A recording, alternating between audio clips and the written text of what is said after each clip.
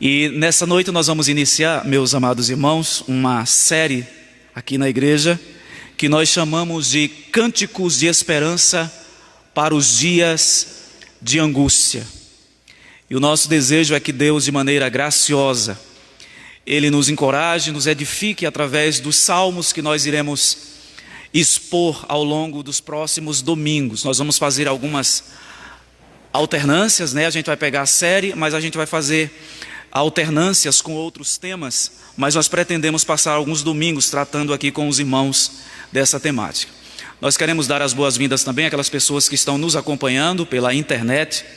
Que Deus graciosamente continue dispensando sobre todos as suas misericórdias. Eu quero convidá-los a abrirem as suas Bíblias nesse momento no livro dos Salmos, Salmo de número 4. Nós temos a alegria de rever alguns irmãos aqui hoje à noite, que não tínhamos tido a oportunidade ainda de vê-los. Nos alegramos com a presença de todos nessa noite. Salmo de número 4.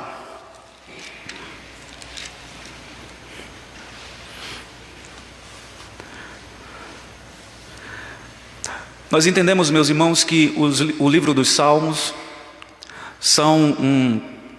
estes salmos são tesouros de Deus para as nossas vidas. E nós vamos observar nesses textos que vamos expor aqui, que Deus fez com que estes homens pudessem compor esses cânticos de exaltação a Deus em momentos difíceis da jornada deles. Portanto, é possível ter esperança no Senhor e repetir estes cânticos quando estivermos vivendo também dias aflitivos, dias difíceis. E eu entendo que esse assunto é extremamente relevante e oportuno para os dias que nós estamos vivendo. São dias de agonia, dias de aflição, de incertezas, dias em que as esperanças humanas ruíram. Então nós desejamos que Deus traga ao nosso coração encorajamento, consolo e fortalecimento através desses textos. Nos diz assim o texto da palavra do Senhor: Salmo de Davi ao mestre de canto com instrumentos de cordas. Responde-me quando clamo, ó Deus da minha justiça. Na angústia me tens aliviado. Tem misericórdia de mim e ouve a minha oração. Ó homens, até quando tornareis a minha glória em vexame, e amareis a vaidade e buscareis a mentira? Sabei, porém, que o Senhor distingue para si o piedoso. O Senhor me ouve quando eu clamo por ele. Irai-vos e não pequeis. Consultai no travesseiro o vosso coração e sossegai. Ofereceis sacrifícios de justiça e confiai no Senhor. Há muitos que dizem: quem nos dará a conhecer o bem? Senhor, levanta sobre nós a luz do teu rosto.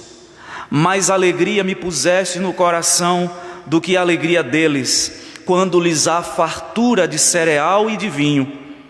Em paz me deito e logo pego no sono, porque, Senhor, só Tu me fazes repousar seguro. Vamos ter mais uma palavra de oração? Sim, Senhor, nós podemos ter esperança e cantar estes cânticos de esperança, reler estes cânticos de esperança em dias de angústia, tais como as que o Teu servo Davi enfrentou nos seus dias. Um servo temente ao Senhor, mas que não foi poupado das agonias dos humanos aqui neste mundo. A nossa experiência não é diferente, e é por isso, ó Deus, que nós rogamos nesta noite a iluminação do Teu Espírito e, acima de tudo, o fortalecimento que vem dele através da Tua palavra, para que atravessemos os dias difíceis da nossa jornada olhando firmemente para o Senhor. Fortalece-nos, portanto, Renova-nos, é o que te pedimos em nome de Jesus. Amém. Meus irmãos, nós observamos que as grandes obras, pinturas, músicas, poesias que existem hoje no mundo, muitas delas foram compostas pelos seus autores não nos melhores momentos das suas vidas. Mas estas canções, muitas delas, poesias, hinos e, no caso da literatura bíblica, os salmos, foram escritos em dias de agonia. Só para tomar como exemplo o nosso inário, nós temos alguns hinos que foram compostos por servos de Deus em dias assim. Cânticos que Deus fez com que brotasse do coração, da mente destes servos seus, nos momentos difíceis da caminhada deles. O mais famoso, talvez, e mais conhecido a história, Aflição e Paz, Spafford, escreveu esse hino, a poesia, num momento de perdas, de dores, perda de pessoas queridas dele, da sua própria família. Nós observamos que os salmos têm essa característica. Servos do Senhor, a exemplo de Davi, orientados por Deus, inspirados pelo seu Espírito, puderam compor esses hinos que servem para nós hoje também de edificação, de consolo, de encorajamento. O Salmo 4 foi escrito por Davi e os autores, a maioria, são concordes nesse sentido, de que é provável que ele tenha escrito no mesmo período do Salmo 3. E o contexto do Salmo 3 é a desolação que veio ao coração de Davi quando ele foi enganado pelo seu próprio filho Absalão. Se você observar, o Salmo 3 fala exatamente sobre isso, dos dias de agonia de Davi, quando o seu próprio filho Absalão, ele não esperava isso, levantou-se contra ele e momentaneamente o tirou do seu trono. Ele teve que fugir de Jerusalém às pressas para não ser morto por Absalão e pelos seus companheiros. Então nós observamos aqui nesse salmo, no Salmo 4, que nós temos uma mistura de lamento, mas ao mesmo tempo de exultação. Davi lamenta profundamente o que ele estava passando, porque ele era humano, assim como nós, e não estava imune aos sofrimentos, diferente, por exemplo, do que essa teologia da prosperidade prega, uma linguagem triunfalista, de que os servos de Deus estão acima das aflições, e eles passam incólumes por elas. A Bíblia nos mostra exatamente o contrário, homens de carne e osso, de sentimentos, e que expressaram as suas frustrações, as suas inquietações diante das angústias que eles passaram. Esse salmo, mais do que um salmo de lamento, é um salmo de esperança e segurança em Deus em dias de angústia. O verso 8 deixa isso muito claro: em paz me deito e logo pego no sono, porque, Senhor, só Tu me fazes repousar seguro. E eu entendo que essa palavra de Deus aqui para nós é pedagógica, porque uma das coisas que foge logo quando estamos enfrentando dias difíceis é o sono. Você coloca a cabeça no travesseiro e não consegue dormir.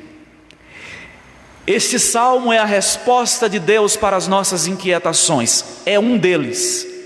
E eu gostaria, portanto, de pensar nessa noite sobre a confiança inabalável na justiça e na proteção de Deus. Confiança inabalável na justiça e nas misericórdias de Deus. Vamos então à exposição. O primeiro princípio que nós observamos no texto é que Deus responde à oração. Deus não nos rejeita. E essa é uma declaração maravilhosa. O salmista diz assim, o verso 1: responde-me quando clamo. No texto original, a ordem está invertida. E literalmente esse versículo, a parte inicial diz: quando clamo, responde-me. E esse quando que nós encontramos no texto dá-nos a impressão de que Davi tinha essa experiência de que quando ele clamava, e não só neste momento específico, Deus o respondia. Deus tem prazer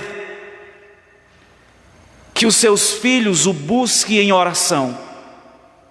E aqui nós temos no texto dois imperativos: o verbo clamar e o verbo responder. Deus se delicia quando os seus filhos se prostram diante dele.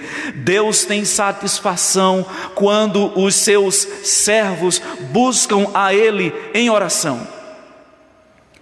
Nós podemos invocar a Deus sem medo, porque ele, como diz aí na sequência, Davi diz: ó Deus da minha justiça. Existem duas formas de interpretar essa segunda parte do verso primeiro. Alguns entendem que quando Davi diz aqui, ó Deus da minha justiça, é que o padrão de comportamento de Davi, as suas atitudes, refletiam a justiça de Deus. Então, em outras palavras, o que ele estava querendo dizer é: o meu procedimento justo tem como referência o Deus justo. Uma outra linha de interpretação, e eu entendo que talvez esta seja a que mais se harmonize com o todo do texto, é que Deus era o seu defensor diante das injustiças sofridas.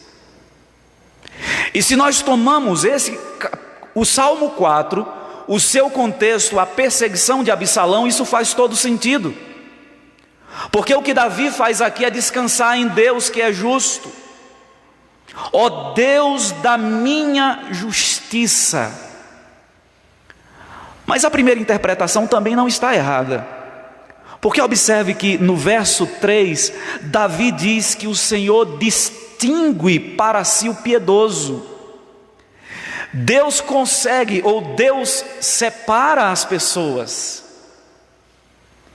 Nós não temos essa capacidade de fazer esse julgamento absoluto, mas Deus distingue para si o piedoso. Ele é justo.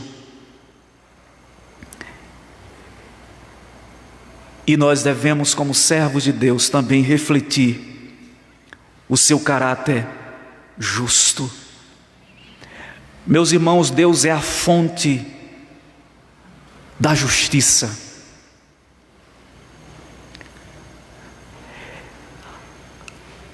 Todas as ações humanas justas são derivadas de princípios, de convenções, mas Deus não. Ele, quando age com justiça, não age baseando-se em nada, mas baseando-se em si mesmo. Por isso Davi exclama: ó Deus da minha justiça. E aí ele complementa o verso primeiro ainda dizendo: na angústia me tens aliviado.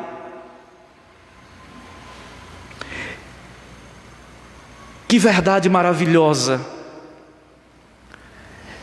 Sabemos que esse Deus justo, que quando buscado se inclina para ouvir a oração, olha para o necessitado, esse Deus nos alivia nas nossas angústias, as tensões, as preocupações próprias de seres humanos como nós as temos. E aqui faz todo sentido, meus irmãos. Imagina que Davi, um homem honrado, respeitado, da noite para o dia, ele tem que abandonar Jerusalém, o trono, e se refugiar em caverna. Se você lê a história depois, lá em 1 e 2 Samuel, e 1 e 2 Reis, é muito provável que Davi tenha caminhado a noite toda imaginando que Absalão iria colocar os seus exércitos e os seus homens atrás dele. E aí nós vemos que Deus confunde Absalão. Um dos conselheiros dele, usado por Deus, dá um conselho dizendo: não, a gente aguarda, amanhã a gente sai para procurá-lo, porque Davi é um homem experiente. Ele pode estar intocado, e se a gente sair no encalço, ele pode armar uma emboscada contra nós. E foi o próprio Deus que usou um conselheiro de Absalão para que ele pudesse retardar a sua perseguição. Tempo suficiente para que Davi pudesse fugir. E aqui eu imagino que Davi, lembrando-se disso, ele diz: na angústia me tens aliviado. Esse é o primeiro princípio. Deus não rejeita, Deus acolhe, Deus recebe aquele que na angústia clama a Ele. Responde-me quando clamo, ó Deus da minha justiça. O segundo princípio que nós observamos no texto está aí no verso 1, ainda aí a parte B, que nos diz assim: tem misericórdia de mim e ouve a minha oração. Tem misericórdia e ouve. Davi aqui expressa a sua confiança no Senhor. É como se ele dissesse: a minha sobrevivência depende de ti. Se o Senhor não tiver misericórdia, eu vou perecer.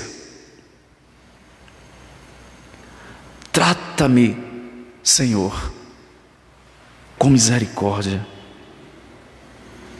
É como se ele dissesse: eu confio em teu cuidado paternal. Verso 2.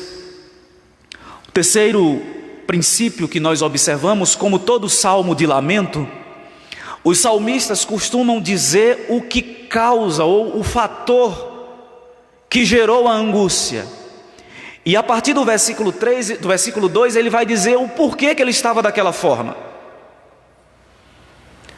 Por que a sua agonia? Por que a sua angústia? E aí ele diz assim: ó homens, até quando tornareis a minha glória em vexame, e amareis a vaidade, e buscareis a mentira? Essa expressão que ele usa aqui, ó homens, significa homens de alta posição. É por isso que os autores entendem que o contexto de Davi aqui era de pessoas da alta sociedade, que ocupavam cargos importantes e estavam perseguindo Davi. A expressão homem que aparece aqui não é Adão, como normalmente aparece na Bíblia, aquele que é vindo da terra, o homem em geral, mas é Ish. Se refere a uma classe de pessoas específicas. Então é provável que Davi, quando ele diz ó homens, até quando, ele esteja se referindo a estes que tinham poder de matá-lo, de destroná-lo e de matá-lo, como Absalão fez com alguns generais do exército do próprio Davi. Então, o primeiro motivo aqui da angústia de Davi era o desprezo. Olha o que diz ainda o verso 2: até quando, ó homens, tornareis a minha glória em vexame? A Nova Versão Internacional, a NIV, diz assim: ultrajarão a minha honra. O sentido aqui é de humilhar, envergonhar, reprovar.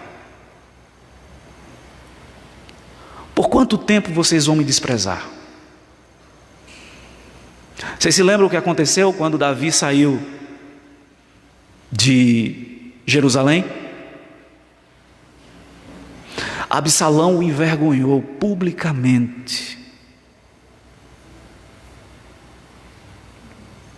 e trouxe um vexame para a família de Davi, uma vergonha. Então, o primeiro motivo da angústia de Davi aqui e da sua agonia é que os homens estavam envergonhando ele. O próprio Absalão fez isso. Aconteceu um episódio na família de Davi, quando um dos filhos dele, Amnon, violenta sua meia-irmã Tamar. Davi não toma nenhuma providência e Absalão vai lá e tira a vida de Amnon. Por conta disso ele foge,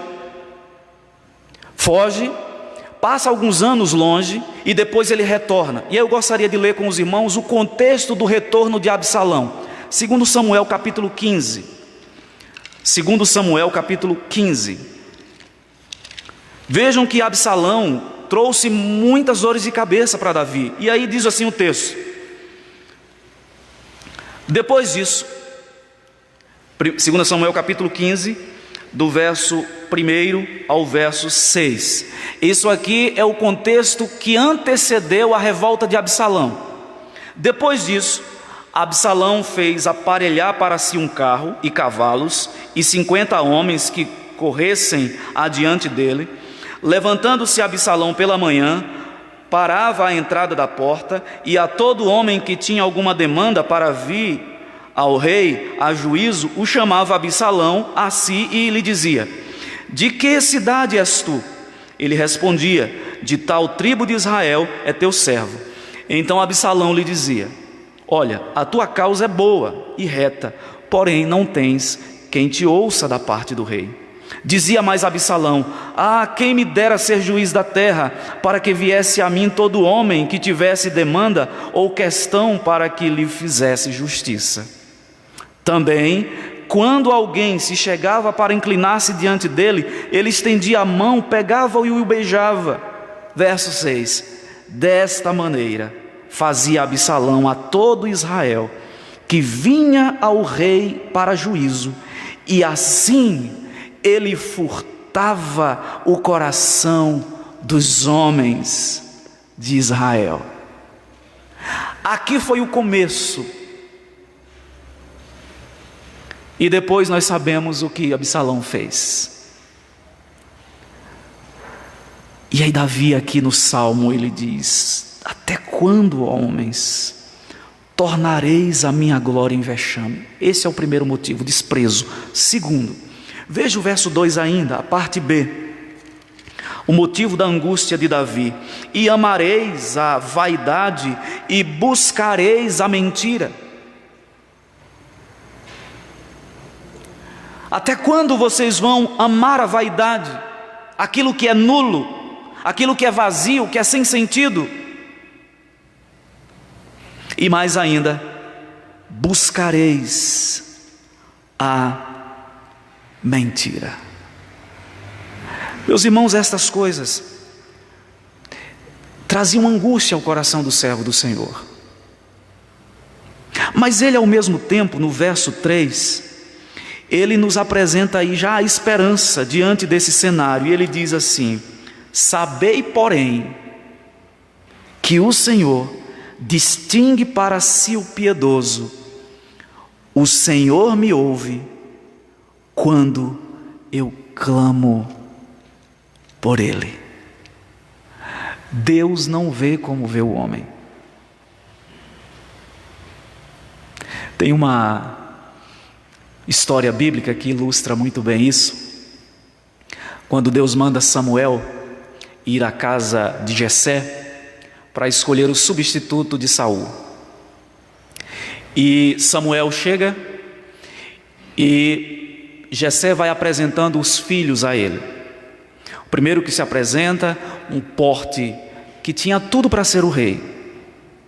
Era um homem belo, alto, forte. E aí Samuel no seu coração disse: talvez seja esse. E foram passando os filhos, disse Jessé, para ele observar. E aí em um determinado momento, Deus diz assim para Samuel: eu não vejo como você vê. Eu não vejo como vê o homem. Porque você vê o que está por fora, mas eu vejo o coração. E Deus já estava preparando Samuel para o filho de Jessé que viria. Até que depois que passaram todos os meninos, não tem mais ninguém. Ah, me esqueci, tem Davi. Manda chamar o menino, ele está cuidando dos rebanhos, mas manda ele vir. E quando Davi chega, Deus diz no coração de Samuel: este é o escolhido para ser o substituto de Saul. O que Davi está dizendo aqui foi o que aconteceu com ele lá atrás. Deus distingue, Deus não vê como nós vemos. Deus distingue para si o piedoso. O piedoso aqui é aquele que ama a Deus e vive em obediência a Ele. E Deus, portanto, distingue destes que Ele acabou de mencionar no verso anterior, estes homens poderosos que queriam ver o seu vexame, a sua ruína. O quarto princípio que nós observamos no texto, Davi agora no verso 4, ele se volta, parece que há uma mudança no discurso aqui. E Davi agora deixa de se dirigir a estes homens perversos para falar daqueles que estavam com ele. Porque o verso 4 nós observamos uma série de exortações e mandamentos. E a primeira coisa que nós observamos aí, olha o verso 4: irai-vos e não pequeis. Consultai no travesseiro o coração e sossegai. A pergunta aqui é: Davi está dizendo isso aqui para quem? Para os seus companheiros ou para os companheiros de Saul? Ele está dizendo para os seus próprios companheiros. Meus irmãos, o que aconteceu com Davi foi humilhante demais. E o que Davi está dizendo para estes homens aqui é: vocês têm todos os motivos para se irarem, mas não pequem. Vocês lembram quando os exércitos de Davi, os 10 valentes de Davi e uma parte do seu exército muito pequena, quando foram na luta com Saul, com Absalão, perdão, o que foi que Davi disse? Trate-o com misericórdia. Trate-o com misericórdia. É isso que Davi está ensinando a esses homens. Vocês têm todos os motivos para se irar, porque o meu próprio filho se levantou contra mim, mas não pequem. Irai-vos e não pequeis. E o princípio aqui é claro. A diferença entre a ira santa e a ira pecaminosa é separada por uma linha muito tênue, muito fina. É por isso que o apóstolo Paulo, na carta aos Efésios, ele repete esse mesmo versículo. Ele diz: irai-vos e não pequeis, não se ponha o sol sobre a vossa ira, nem deis lugar ao diabo. Consultai-o no travesseiro o coração e sossegai. E ele diz mais aí no verso 5, a parte A e B: ofereceis sacrifícios de justiça e confiai no Senhor. Ofereçam culto a Deus, mesmo nesta situação que nós estamos vivendo de calamidade, e confiem no Senhor. No verso 6, Davi continua se dirigindo aos seus, e ele diz assim: há muitos que dizem: quem nos dará a conhecer o bem? Senhor, levanta sobre nós a luz do teu rosto. Aqui Davi expõe a incredulidade dos próprios amigos. É como se eles estivessem dizendo: quem é que vai nos livrar? E agora, quem poderá nos socorrer? Já que nós estamos nessa situação deplorável, quem poderá nos socorrer? Senhor, levanta sobre nós a luz do teu rosto. Mais alegria me puseste no coração do que a alegria deles quando lhes há fartura de cereal e de vinho. O sentido do texto aqui é que entre os companheiros de Davi haviam muitos que estavam incrédulos em relação à intervenção de Deus. Quem vai nos socorrer? Quem nos dará a conhecer o bem? Daqui a pouco nós vamos fazer algumas aplicações desses princípios, mas eu já gostaria de antecipar. Meus irmãos, nos dias difíceis da nossa caminhada, nem sempre aquelas pessoas próximas de nós, elas terão palavras de encorajamento para nós. O que aconteceu com Davi aqui é um reflexo da nossa experiência humana. Até mesmo entre o povo de Deus e esses que estavam aqui, companheiros de Davi, há uma dose de incredulidade também. Quem nos dará a conhecer o bem?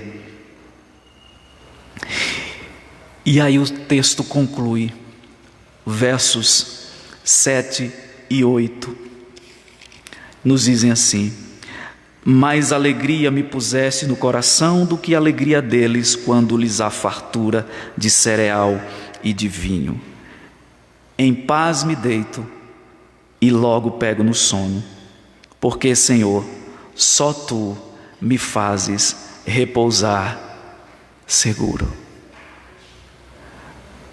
O que fazia com que Davi colocasse a sua cabeça numa pedra, e precisamos lembrar aqui que o contexto era de fuga, e sabemos pelo relato da história no livro de 1 e 2 Samuel, que Davi dormiu algumas noites em caverna, sem nenhum conforto, mas ele tinha o Senhor, que trazia paz e segurança ao seu coração, e é por isso que ele diz: em paz me deito e posso dormir, mesmo que o mundo à minha volta esteja em tormenta, esteja desabando. Tem uma música belíssima do grupo Comunhão e Adoração que diz assim: vem, amado nosso, precisamos sentir o teu poder. E uma determinada parte da música diz: ainda que a terra se mude e os montes se abalem, há um lugar em Deus para mim. Ainda que a terra se transtorne, diz o salmista no Salmo 46, ainda que os montes se abalem, estamos seguros no Senhor. E é por isso que podemos dormir em paz, seguros no Senhor, mesmo que tudo à nossa volta esteja desmoronando. O que é que esse texto tem a ver conosco? Será que é só a experiência de Davi? Ou de alguma forma nós podemos trazer isso para as nossas vidas hoje? Quais são as aplicações que nós podemos fazer desse texto para nós, cidadãos do século 21, que vivemos nesse período, nesse tempo? Eu gostaria de fazer 6 aplicações e depois gostaria de apontar para Cristo também. E a primeira aplicação que nós observamos no texto é que Deus não nos rejeita. Deus nos acolhe. Deus não rejeita a oração. Deus não despreza um coração contrito que de maneira submissa se rende a Ele, que o busca, que se quebranta diante dEle em oração, em busca. Nós podemos orar e ter a certeza de que os céus não estão fechados, que o céu não está como um bronze, impedindo que as nossas orações cheguem até o Senhor. Quando clamo, ó Deus, me ouve. Eu não sei por quais motivos você tem orado, quais são as suas petições, quais os motivos que você tem colocado diante de Deus e quanto tempo isso tem durado. Mas o que eu gostaria que você saísse daqui nessa noite, em primeiro lugar, na aplicação, é que você saísse daqui plenamente convicto de que Deus ouve a oração do necessitado. Deus não rejeita. Segundo, a nossa fé é desafiada nos dias difíceis. E nós precisamos continuar confiando no cuidado paternal de Deus. Davi tinha plena consciência do que estava acontecendo, mas ele tinha plena consciência de quem Deus era e o que ele poderia fazer em seu favor. É por isso que ele clama ao Deus da minha justiça. Terceiro, existem situações na vida do crente, do servo do Senhor, que trazem angústia, dor e sofrimento. Nós não estamos imunes a isso, meus queridos irmãos. O discipulado com Cristo não nos isenta das aflições desse mundo. Nós continuaremos pisando aqui nessa terra e sentindo as mesmas coisas que todos os mortais sentem, com uma diferença básica, fundamental, que nós temos o Senhor, mas não seremos poupados. Não confie, não dê crédito, portanto, a essa teologia triunfalista de que você pode pisar por cima dos seus inimigos, que você passa incólume diante das adversidades, porque isto é um ledo engano. A experiência diária mostra o contrário. Davi, servo do Senhor, não foi poupado disso, e nós também não seremos poupados. Terceira aplicação, melhor, quarta: diante das aflições, nós devemos manter a obediência a Deus, e devemos. Davi exorta os seus companheiros: irai-vos e não pequeis. Muitas vezes nós usamos as nossas experiências dolorosas para justificar os nossos pecados.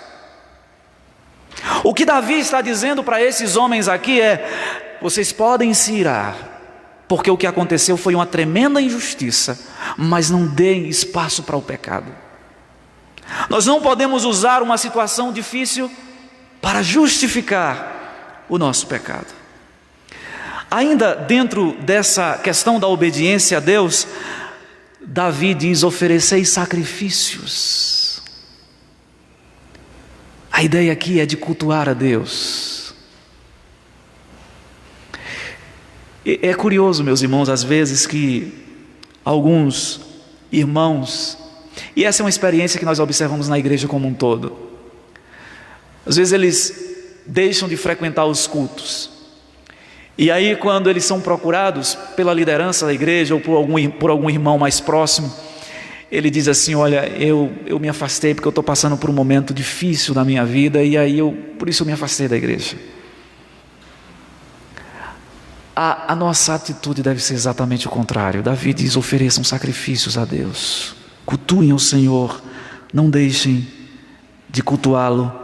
E ele diz ainda: confia no Senhor. Precisamos continuar confiando nele. A quinta aplicação: não podemos ouvir o que é dito por todos. Até mesmo os servos de Deus podem mostrar-se incrédulos diante do sofrimento e questionar o poder de Deus. Alguns estavam dizendo: quem nos dará a conhecer o bem? Será mesmo, Davi, que o Deus a quem você serve, Ele está olhando para essa situação que você está passando?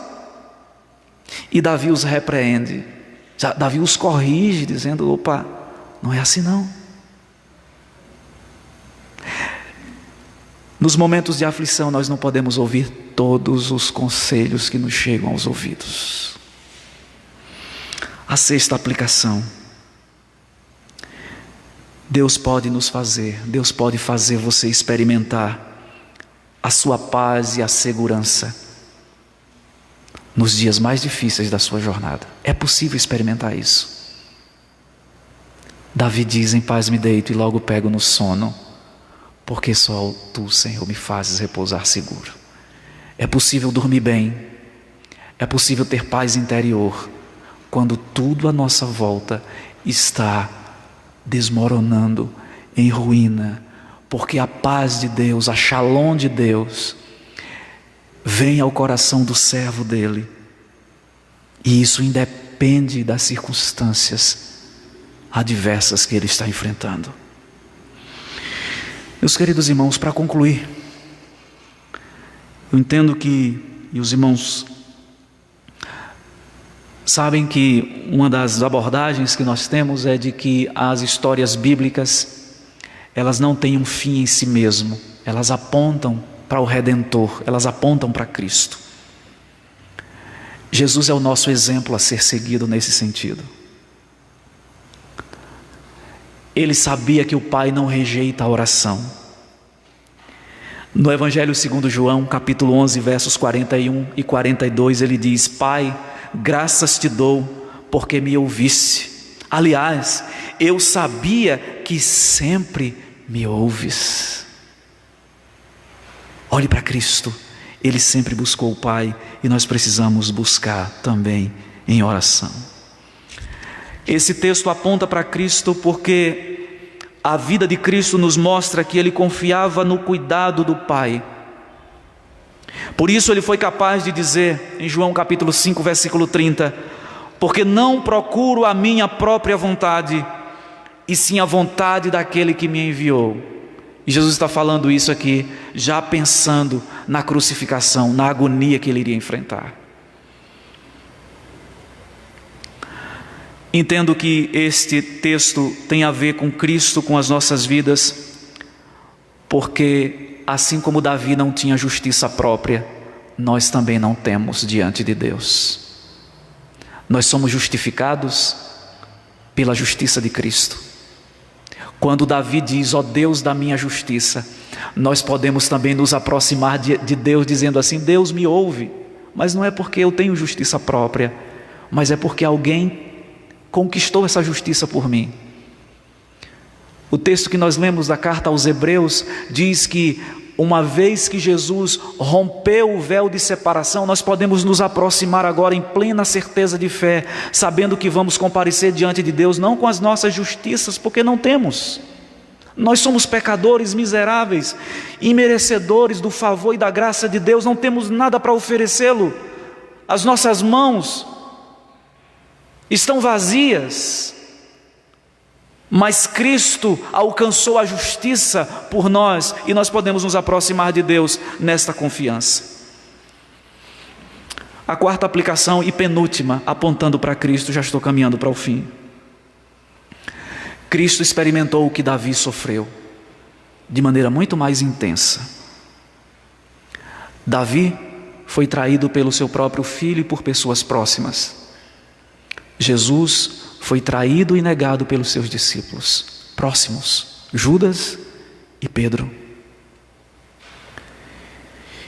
E quando ele morreu, os discípulos dispersaram, voltaram à pescaria, estavam desolados, até que Jesus os encontra na praia, enquanto eles estavam pescando, e Jesus os anima de novo para que eles continuassem a obra.